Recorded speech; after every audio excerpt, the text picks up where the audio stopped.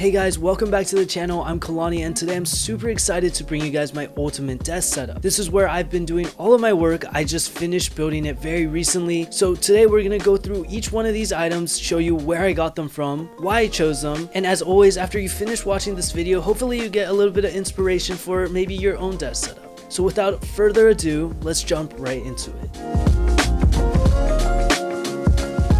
This right here is the main star of the show, which is the desk. This is a desk I've been eyeing for so long but couldn't really justify the price, and I feel like I say that in every video. But one thing about me is that I'm very good at spending money, but I'm also very particular about getting good deals. I'm based in Los Angeles and there's a store called Design Within Reach. You guys might have heard of them. They have all of the best designer furniture, but there's also an outlet store about 2.5 hours out from where I live, and they have some of the greatest deals out there. Oftentimes it's 30% off, 50% off. Sometimes they'll even add additional markdowns, which just makes the price super good. So this is a Herman Miller swag leg desk, and I am just such a huge fan of Herman Miller. I'm sitting on a Herman Miller chair right now that we'll get into in a little bit, but every little detail about this desk is perfect. There are these beautiful walnut edges, the chrome legs, and what really makes this desk stand out are these colorful little dividers right under this monitor stand that just gives it that little hint of pop, making the desk stand out just a little more. With Herman Miller, you really don't have to worry about quality or anything breaking. These will literally last you a lifetime. There are two drawers right here which are a little shallow. I'm not really sure what to put in here,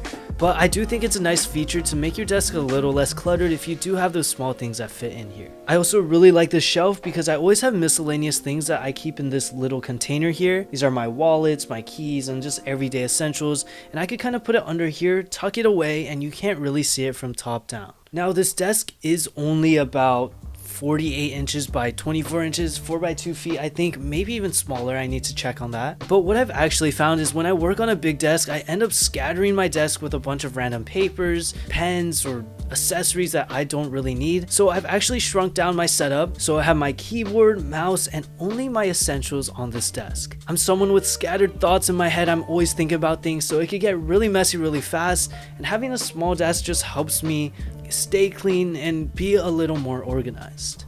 Now we're going to jump into the monitor and the computer that powers this whole setup. I'm going to go by it pretty quickly because I've mentioned this in my last desk setup, but this is the Apple Studio display and it's my favorite monitor of all time.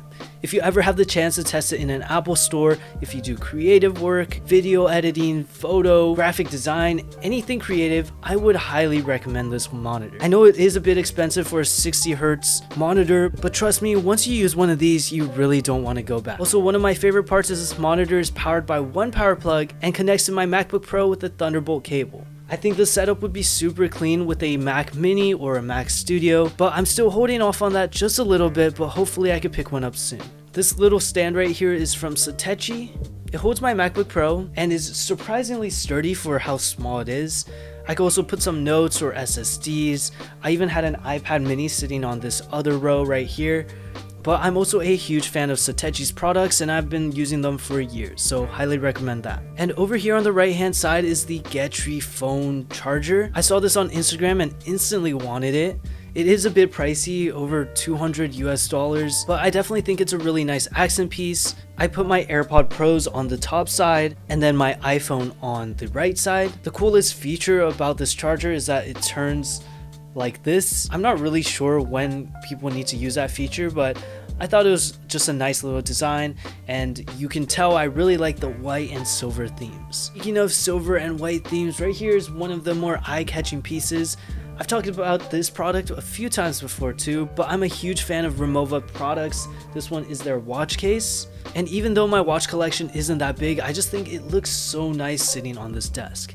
It's the perfect size, proportions, and these ridges on top really just bring everything together. I also had the black one before, but I think the way the light reflects off the silver one is just perfect. I realize it's pretty much the same as this silver base the Studio display uses. So two of my favorite brands, Rimowa and Apple, there we have it. Moving on, I always like to add some greenery onto my desk setups. This one I've been reusing over and over again. It's just from IKEA. If you have any more plant recommendations, feel free to drop them in the comments below. I would love to hear them.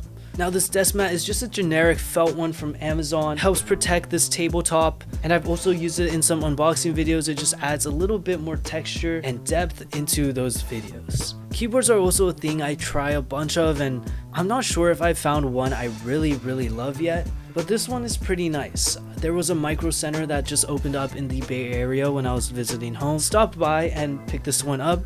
This one's all white, so I think it matches the tabletop and is divided by this felt mouse pad, so it has a little bit of contrast in between it. But yeah, this is from Keychron.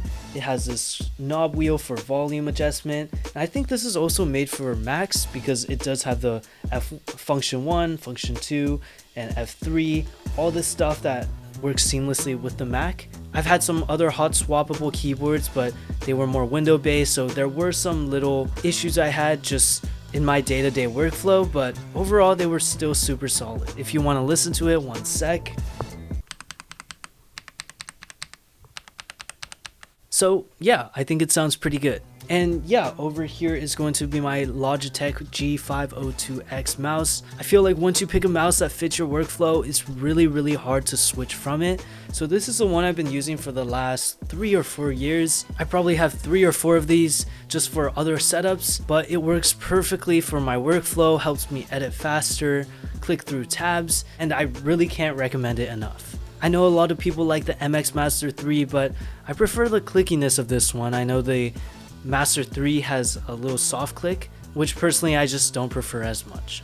So that is pretty much the main setup, but we also have this tower on the left side. This I also picked up from Design Within Reach. This is a story bookshelf, and honestly, I'm a really bad reader. I don't really read books, so instead of putting books on here, I decided to put some camera equipment.